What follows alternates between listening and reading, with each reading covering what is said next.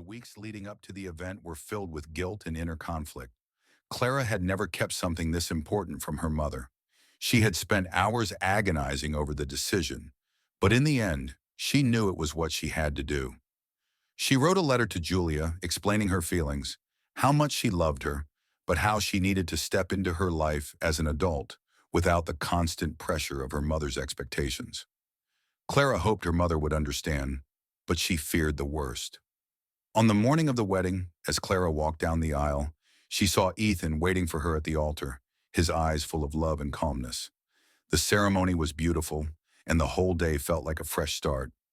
But there was a part of Clara that couldn't ignore the hole in her heart, the absence of her mother. Weeks passed after the wedding, and Julia's silence weighed on Clara. Julia didn't call or visit. It was as if a wall had been built between them.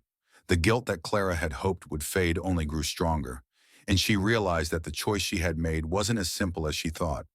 It wasn't just about freedom, it was about a loss, a rupture in the relationship she had spent her entire life building with her mother. One evening, after months of not speaking, Clara decided to reach out. She called her mother and asked if they could meet. The conversation was difficult.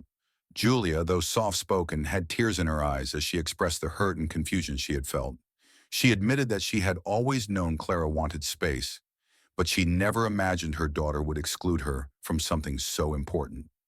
Clara apologized, realizing that in her need for space, she had neglected to consider the pain her actions would cause.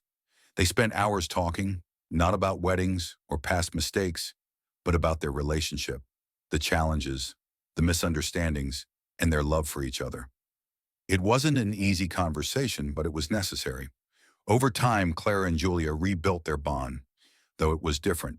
Clara learned to set healthier boundaries, and Julia learned to give Clara the space she needed to flourish as her own person.